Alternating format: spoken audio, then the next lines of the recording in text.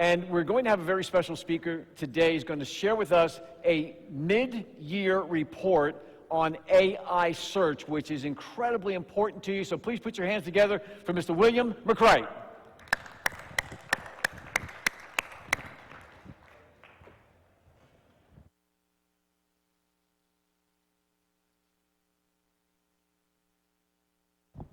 Test, test. How's it going, everybody? So, really excited and honored to be in front of you guys today. What we're going to talk about is some of the case studies that we have run over the course of the past 6 months, what we found to work with AI search, AI visibility, what we found doesn't work, and a nice little announcement that Google put out over the past couple of days where they essentially helped provide some guidelines as well. Just out of curiosity, show of hands, has anybody seen that? Has anybody seen the development guide that Google put out? So a couple hands. We're going to reference that and talk about why I'm not sure I trust everything that they're saying. For anyone who's unfamiliar with who we are at BluShark, something that's kind of cool about us, we actually started out as in-house marketing for a law firm in the DC, Maryland, Virginia area. Scaled our firm as in-house from 2 to roughly 40 attorneys over the span of about a decade, and then said, hey, I think we can help firms nationwide do this as well. We're exclusive to the legal industry, right? It's literally where we came from. Myself, I maybe have a different background than some of the people that are up here speaking and will be speaking. I spent my first 5 years with BluShark working in various teams internally. Specifically, a couple years in our link building team, and then I was able to step into a role as one of our senior strategists where I was that primary point of contact, right, that day-to-day strategist responsible for making sure that we aren't just successful now, but we're continuously evolving our strategy to build upon that success and grow. And a lot of what we'll talk about here, right, while of course the AI piece is something that's very new, right, I want to share a little bit more about my experiences, just what I've seen to work firsthand and what hasn't worked for a lot of the firms that I've personally played a part with. So here's a bunch of crazy screenshots, right? These are all things from that announcement that Google put out. I would encourage everybody to go through, to read through it. It's very interesting and honestly very validating for a lot of what we had found in our case studies. Now, in general, we see that there's about 85% overlap with AI visibility and just traditional SEO fundamental best practices, right? The things that have always been important. We then see that there's anywhere from 10 to 15% difference. Now, the interesting part is that, the way that we look about AI visibility is not a category, right? We really need to understand how to be visible for the AI search engines that we specifically want to be visible for, right? That 15% difference, there's going to be differences between the way that ChatGPT, what they're looking for. There's going to be differences between how Google Gemini, how Claude, Perplexity, all these different platforms. And so we really need to break it down. We'll talk a little bit more about this as well. But one thing that I found very interesting, I don't know how many people have heard, the AEO, right? Maybe GEO, these like generative engine optimization, right, like the AI piece. Really, and Google says this is quote them, not me, it is still SEO, right? These are really just evolutions of optimization and the fundamentals, everything that goes into it. So, like I said, there's a lot of depth on this, and I think it's interesting to point out, this is kind of my quick synopsis of that statement. So, like I said, quote from Google here, apply foundational SEO best practices to generative AI search. Right? That 85%, if we are not doing it, it doesn't matter if you try to do that extra 15%, right? At least from what we find, you cannot really achieve that AI visibility without at least having those fundamentals in place. So that's step one, right? You can't cut corners there, you can't skip through the process. Biggest things, right, that they talked about in this outline, it's content. Tanner was talking about this, and I agreed with a lot of what he was saying up there, right? EEAT. This is what Google's always been preaching. It stands for experience, expertise, authoritativeness, and trust, right? It's kind of as simple as producing helpful information, right? And information that's actually valuable. They say in the statement, right, focus on what your visitors would enjoy, find helpful, and feel satisfied with after visiting your website. But also, incorporating things like images and videos, right? That's nothing new here. Something that was very interesting, however, is this mention of query fanouts and subqueries, right? Essentially, they're picking very specific portions of a particular page of content, right, and building it into kind of a holistic collection of these. The other thing that it talks about, and this is where we'll go into more depth, is optimizing that local business profile, right? Tanner mentioned it, and I agree, right? It is just as, if not more important than your website these days. They're both your website and your Google Business Profile. These are our ways to control the narrative. And if we are not controlling our narrative, right, we're leaving it up to interpretation of how the search engine controls our narrative, or even worse, we just don't have a narrative. So other things like building and maintaining a clear technical structure. Another piece, and this is probably something that I expect to become more and more important down the line, but it's making sure that we're optimized for an agentic AI experience, right? How many people use Claude, Cowork, or something similar, have played around with it? And I'm sure there's more that have done so who didn't raise their hand, but if you've used it, right, you know that a lot of it is, you send the AI agent out, they go do a lot of these things, and so it's important to keep this in mind, right? Are we producing an experience that can be navigated by an AI agent?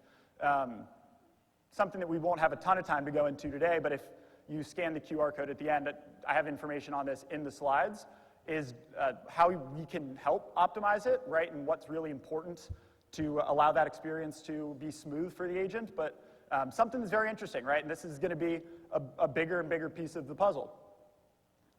Now, our testing and our case studies that we'll dive into here, we have looked very, very closely at what's working, what's not working, right? To, like I said, not just believe everything that Google tells us, but really make sure that we are looking at how they act, not what they say. And if I had to summarize it in 5 bullet points, this is a really, really simple breakdown of the major differences between Gemini AI overviews and ChatGPT. I definitely encourage everybody to take a quick picture of this. What you'll see is that both Gemini and ChatGPT, right, we have those bullet points in white, and then we have some text that is highlighted in blue. Those blue things are the biggest differences between them. And we'll go into more context here, but essentially what we're seeing is that when it comes to the Gemini AI overviews, right, the biggest piece is going to be content, right? It's producing the information the way that Google wants to be seeing it.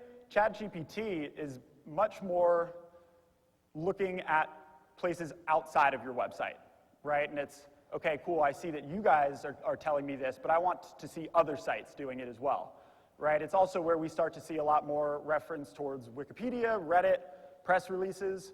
Something that I like to give is like hey, anybody can go take this, right? Like have an actionable takeaway from the talk is to go find, for example, a best of nomination in your community, right? I'm sure you guys see it. Either you're already doing it, maybe you just have come across them, right? Best lawyer in Alexandria, best lawyer in Arlington, right? Or it could be the state. There's a lot of different things that you could find. I'd encourage everybody to find at least one example of this. Go in, nominate yourself, right? Try to have that award received so that you can, right, have ChatGPT crawl and see, okay, I saw they received best lawyer and whatever. And we'll break down these a little bit more, but when we talk about that fundamental piece, right, that Google Business Profile is by far the biggest missed opportunity that people still are not capitalizing on. We've been talking about it for years, right, but it is still, I see it time and time again, something where we are not utilizing the power that comes through that Google Business Profile. What we're seeing is that those local results, that information on your Google Business Profile, is being picked up in just about every single AI search engine, being directly referenced. Now, we've really done testing on these platforms specifically. A, because they've been around the longest, but B, because the tools that we can really use to track effectiveness are strong enough. You have Google, right? Gemini, you have ChatGPT, Claude, and Perplexity. they all, you can see, they all reference that Google Maps piece to some extent. Now, beyond that, something that I always think is fun to share and interesting is ChatGPT, right? I guess I'll rewind. Every AI engine, they either say directly that they cite Google as one of their primary sources of information, or they're citing third-party data aggregators, which themselves are citing Google as that primary source of information. I'm sure everybody here is familiar with your business profile, right? I would bet you, though, that a lot, if not the majority of people here, aren't utilizing every single field to its ability. Now, if Google allows us to do something, right, whether we're seeing it to work currently or not, I encourage everybody to utilize everything, right? If there's a thing that we can tell them, make sure that you're doing it. Even if it's not working now, it may come back, work down the line. But that other piece is reviews. Now, this is something that I think is by far the most impactful thing that you guys can do with your time, whether you're working with an agency or you're not working with an agency. These reviews are massive, to the point where if you are not able to get reviews, it might not be the right strategy to really look at SEO as a heavy source of bringing leads through. One question that I usually get is, okay, well, how many reviews do I need? And that is where it becomes extremely important to understand your market and the competition that we're facing, right? There is not a one-size-fits-all answer here. You need to understand your market and your competitors, right? We'll talk more about this, but I think a good place to start is just run a search, see the firms that are ranking, how many reviews do they have? Okay, great, we want to have at least that number. At a certain point, however, we start to see diminishing returns. And that is when I would encourage people to consider these satellite offices. Now, we see that in today's day and age with search, the best way to capture a volume of population is to capture small pockets that cumulatively create that larger area. This is a screenshot of the way that Google identifies a market, Greensboro. And you can see there's that funky red dotted outline. I always tell people, like, I guarantee you that if I asked you to draw Greensboro on a map, I guess probably a lot of people wouldn't know where to start there. But if you were in Greensboro, you would, probably not draw what this looks like. But this is allowing us to understand how Google identifies a particular market.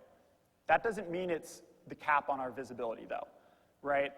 We need to understand, if we dominate this market from point A to point Z, how many smaller surrounding markets could we also break into? If Google doesn't believe there are 3 firms that they can trust in a small surrounding neighborhood, right, they're going to pull from a firm that they do trust in a nearby city. The reach is going to be very, very different, right, based on the saturation of your space. I'm more than happy to help get everybody information on what that reach looks like, because that's step one. If we don't understand where our cap is, where our ceiling is, we don't understand to what extent we need to build upon that. It is not just being there that creates visibility, right? These are 2 firms located on the same block, right? The difference is that firm B has optimized that Google business profile to a very high degree, firm A has not, right? And so just because you're on the same block does not mean that that trust has been established to create visibility. It also doesn't mean that we can't build upon it. Now, this is actually a 5-month timeline here of, a firm with existing foundation, but not really maximizing the potential that we have and kind of the span that it can take. Now, there's not really a right or wrong timeline here. It depends on a lot of different factors, but you can see it happens kind of slow and steady, right? And we want to see that consistent growth. Really, the positions 1, 2, and 3, that is the barrier to conversion. Now, something that I think is also helpful to note is how can this translate? Between the 2 screen grabs here, the before and the after, you can see that in the before picture, they're ranking pretty good locally, ranking solid, but in the after picture, they have that top 3 visibility. What we found is that it created additional 50-plus calls month over month with an average session duration of at least 30 seconds, right? That volume is there. Even if you can take every single area where you're ranking position 4 and become top 3, right? That is huge. But really, the purpose of this talk is to talk about how that local piece is translating to AI search and some of these case studies that we're finding. So what we're seeing is that ChatGPT is in a lot of instances, almost solely pulling from Google's local pack results. If you guys run a search, just you go on ChatGPT, you run like a search for best personal injury lawyer in your city, what you'll see is that they are going to be citing a lot of these Google business profiles. If you pull it up, right, it will pull up the information to potentially contact from that Google business profile. Now, I also encourage everybody to do their own research, right? Things that you don't really need an agency to do. Ask questions. Why are you showing these things? Why are you not? But what you'll see is that they're referencing a lot of information, but specifically that review piece. Not just the quantity of reviews, but actually the words that people are using. How many people have like a solid process in place for reviews? You feel like very confident in that process? I'd imagine a lot of people, right? Another way that you can start thinking about it is, okay, well, like, how can we get a little bit more information in these reviews? I think a good place to start is to almost think of it as, you know, when somebody leaves a review, we want it to almost be along the lines of like, what area did I help you in? What case type did I help you with? And what's one positive experience that you had, working with our firm, right? Just getting some of these things in there because those reviews are so important. You can see that when you pull up that, I guess ChatGPT version of that Google Business Profile, right? It's pulling all the same information. It's pulling that same number. And this makes the attribution piece really tricky. One thing that we've found is that oftentimes a user's experience might start on an AI platform, but the conversion might come through a Google search, right? I think it's very important that everybody continues to not just rely on the data that you see from like a tracking source, but take it one step further and continue to ask, right? How'd you find us? How'd you first hear about us? Especially, with just all of the different noise, all of the different channels these days that marketing can come from. We're seeing that in Claude as well, right? It's pulling from that local pack, very, very similar. A lot of that same information here. Perplexity, right? Pulling from it. And Google's evolving, the way that they collect information as well. Now, what we're seeing is that there's been more and more emphasis on the FAQ section of your Google Business Profile, that Q&A piece. This is one that I see very commonly has still been neglected by firms, and it's essentially our ability to provide Google with a little bit more knowledge about frequently asked questions that we receive and thus answer those questions, right? Provide our narrative. Another one is you can see that they're starting to pull directly and kind of look through, crawl your social media profiles, right? I don't believe that we need to be posting every single day if that is not something that you guys feel called to do, but I would encourage everybody to post like somewhat regular, especially major updates, things that we just want the search engines to crawl and see, right? It could be awards, it could be a million different things. Reddit's a big piece. Another actionable takeaway that I would share with everybody that we find to work well is something called AMAs on Reddit. I'm going to give a criminal example here, even though obviously this is a personal injury conference, but sometimes if there's a celebrity who's in the news, right, they got a DUI or they got arrested, right, jumping on Reddit saying, hey, ask me anything. I'm a lawyer in whatever city, and let's talk about Taylor Swift's whatever. It's a good actionable takeaway. We find those to work really well, stir up engagement, but also just have a lot of interaction with you, which helps, right? It's just the greater reach piece.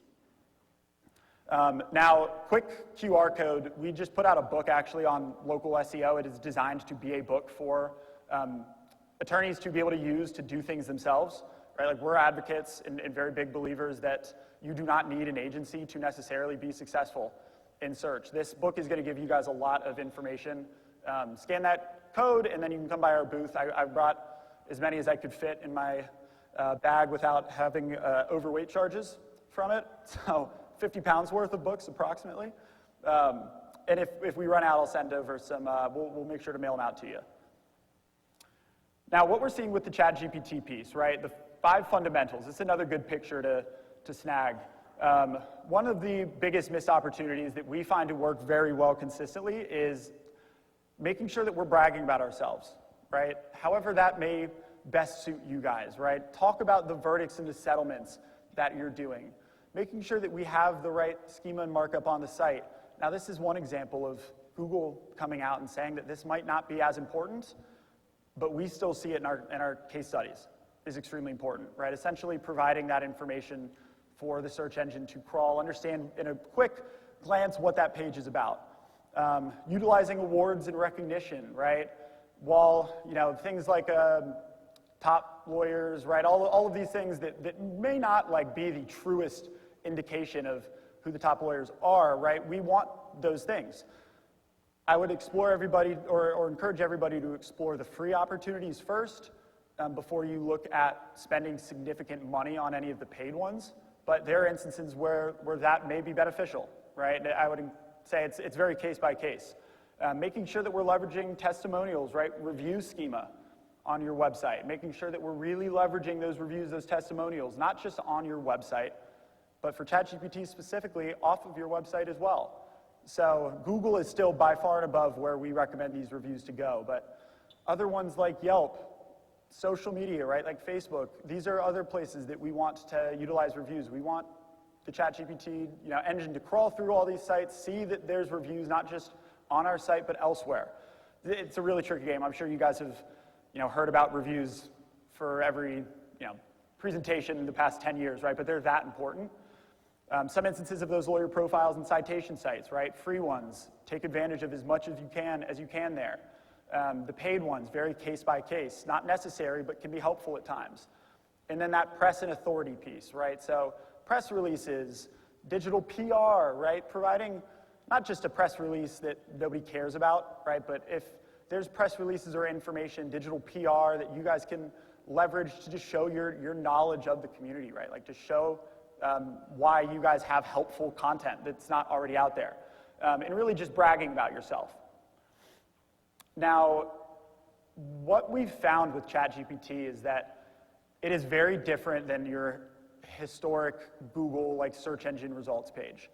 A lot of the studies that we have looked at and that we've run have shown that if you had 10 people or 100 people, 1,000 people run the exact same search on chat, there's only a 9 to 10% overlap where your 3 results are going to be exactly the same and in the exact same order. There's a lot of variance here, right? It's because they're leveraging many, many different things, especially if it's a platform that you are talking to and teaching very consistently, right? So what we really want to make sure is that we're in that rotation, right? If we're not seeing any visibility, right, that's an indication that we need to focus on some of these best practices. But ultimately, that foundational piece, it's the same things that have been important, right, continue to be important. I know that a lot of the conversations I have today are talking about maybe these 500-pound gorilla firms that are coming into a market, right? One of the most important and best ways that you can differentiate yourself is to really lean into your strengths, right? Like how you're familiar with the market. It could be, hey, I've been in the community for this many years, right? It's not necessarily trying to brag about having the highest cumulative verdicts, right, or the best cases. If that's not your strength, play to your strengths, but still provide that information. We don't want to just ignore that piece. And like I said, that extra 15% that's not consistent with just the long, historic best practices, if you're not doing that 85%, that extra 15% is not going to matter. That's what we see, quite frankly. I'm going to go through these case studies relatively quickly, but I would encourage people to scan the QR code at the end and look through some of these as well as some more content. But you can see here, if you can see, this is a search for Coachella Valley injury lawyer, right? And it lists out the firms that they believe. What you can see is that right from the jump, it talks about highly rated, well-reviewed, right? We know that review piece is super important. But you can see it also talks about things like strong track record of multi-million dollar recoveries for clients, right? The types of cases. This is information that we're teaching it, right? We need to provide that information for the search engine to crawl it and understand it. Some other examples here, right? If we look at that testimonials piece again, once again, highly rated and trusted local options, most reviewed personal injury firms, right? Feedback. Strong track record handling serious injury cases. This is information that's not just coming out of thin air. More of that, right? In Gemini, the fundamentals here are going to be slightly different. Like we talked about earlier, this is going to be very content heavy. And it's producing that helpful information, but also in a way that we have found Google likes it to be seen. A couple things here, right? Topic clusters. That's a big one. Essentially a header, right, where it's a, question, and then almost like you're doing it in a question and answer type of format, right? Bullet points, numbered lists, we're seeing that to work very, very well. It also helps break it down for the search engine so that when they're, maybe doing a sub query, right, or they're pulling tiny snippets, they're able to easily reference those snippets. That is the biggest piece, it's the content. But it's also understanding what visibility we want. I'm a firm believer that the goal shouldn't be achieving AI visibility, it should be achieving the right AI visibility, right? Traffic, like eyeballs, clicks, even like, number of placements, none of that stuff matters unless we're getting signed cases from it. And that's why that research is so important. That's how we like to approach it personally. We like to reverse engineer it, start with what we want to be visible for, and then work backwards from there, as opposed to just saying, hey, we want to be visible for AI, right? Okay, great, but what does that actually mean? When it comes to Google Gemini, right, obviously there's quite a bit of overlap with Google's search algorithm and their traditional algorithm, but the AI overviews are going to be higher up on the page, first and foremost, right? They have that kind of prime real estate. How many people have seen like any traffic dips over the past year or so? Have you seen traffic drop? Yeah, that's one of the most common things that I see as well. And I will tell you guys, don't necessarily be too concerned about that. It's very common for like a blog, right, that you put up 10 years ago that is very niche. Sometimes those blog pages get tons and tons of traffic. What we're seeing now is that a lot of that is being replaced by, the answer is now showing in the AI overview, and the click is no longer needed, right? We still want that visibility, but that's kind of leaning into what we see, which is the goal is not clicks, right? It's qualified leads, it's signed cases. So I wouldn't be too worried about that, but it's stuff that you should be aware of. Keep in mind. We're also seeing that it's changing so rapidly. I literally 15 minutes before we went up here was putting more information in this because these best practices and fundamentals are constantly evolving. What we have seen to work the past 6 months is almost definitely going to be different than some of the things that we're seeing to work 6 months from now.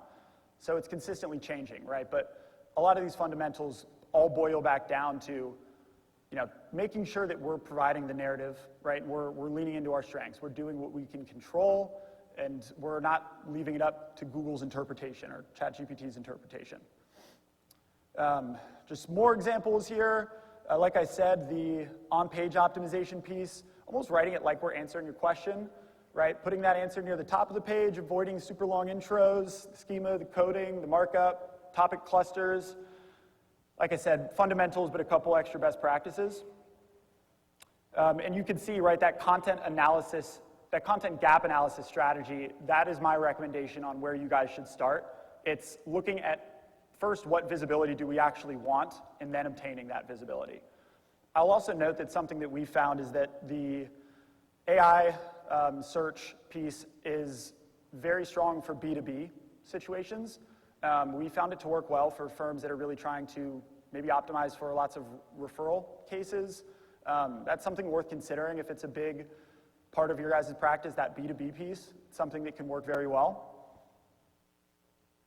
When it comes to the depth, right, building out content silos, essentially, more niche, in-depth pieces of information that relate to a greater case type as a whole. You can think of maybe rear-end collisions or head-on collisions within car accident, right? That would be a silo. What we're seeing is that information is helpful. Having that specific page of content. This is, again, something that is a little bit different than what Google came out and said, but we have found that those depth pages, right, those content silos, have helped break into these competitive AI overviews, right? You can see birth trauma lawyer, Long Island, right? You can see that, it's citing Duffy and Duffy and talking very specifically about those niche, that depth of content that we produce, providing that information. More examples, right? You guys, there's tons of case studies in here. I would really encourage everybody to scan the QR code, which is going to be right up here. And I think my biggest takeaway for you guys to have is that before any of this, we need to understand what market we're in, right? Like, what visibility is possible? That's step one, because if we don't understand what visibility is possible, we don't understand if we need to build upon that visibility, right? If you're in a small market and you've seen, hey, I'm ranking great in your market, that's fantastic, but unless we do something to achieve more visibility, right, we're not just gonna randomly get a huge jump in signed cases, right? Like, we need to be intentional, we need to be strategic about these things. I'll tell you that in my experience, the single most impactful thing in having a stronger and stronger cost per signed case are these additional satellite offices, especially if you're somebody who's really great at getting reviews. If you've got 500 reviews on your Google business profile and the next competitor has 100, right? The diminishing returns that you're getting from those reviews are significant, right? What we found to work really well is to use that as an opportunity to create an additional satellite office and capture cumulative visibility, right, by capturing these small pockets, right, creating that larger visibility through smaller pockets. I'm more than happy to pull geogrids for anybody that would like to see them. This is something, like I said, I think it's the most impactful tool that you guys can have. It's just going to help you understand what that cap looks like. Feel free to stop by our booth. And I would definitely encourage everybody to scan the presentation. I've got 2 minutes left. If we got a couple questions, I'm very happy to take one or two. I'm sure that someone's got something out there. Someone's got a question. Come on. I'll be like a teacher. I'll call on somebody. Yeah.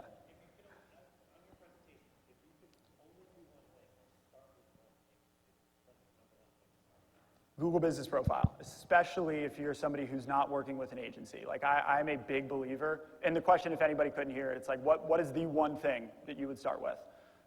You do not need an agency, like, a terrible sales strategy by me here, but like, you do not need an agency to be successful with SEO, right? You can do anything, if not everything, by yourself, right? The question is gonna be the time piece, but the Google Business Profile, that is where you can put your time, effort in the most impactful way. It's getting reviews and it's optimizing the profile. I think we got another question. We got a microphone now too. Okay, we got one right there, I think. Quick question about satellite offices. What are some creative ways to get additional offices without having to sign up leases? Can you repeat that? What are some creative ways to get additional satellite offices without having to sign a lease? Yeah, so that's a great question, actually. That's a very common question that we get. And what I would say is, I'll start with what to avoid, right? We have found that you want to avoid things like a WeWork, like a Regis, right? A good way to think about it is we want to be able to jump on a video call with Google and show them, hey, here's a door, it's got our sign on it, and it takes a lock and key to get in, and if I go inside, I could sit down with somebody in theory. It does not need to be staffed. So that's the first place I would start, but a creative thing that we found to work well is to leverage your network. If there's a firm that's a different practice area than you guys, that's a great place to start, asking them, hey, can I set up a satellite office, right, and have a one-day call with Google. That's a great place to start. And we do encourage people with that approach to try and keep it under like $750 for a satellite office in general. Although I'll tell you my experience is that once a firm gets a second satellite office or like gets an additional office, they're more than likely to end up with 4 or 5 than they are to stay with 2. It works that well. I think that's my time, but any more questions, I'll hang around outside. I'm more than happy to answer any and every question. Great, thank you.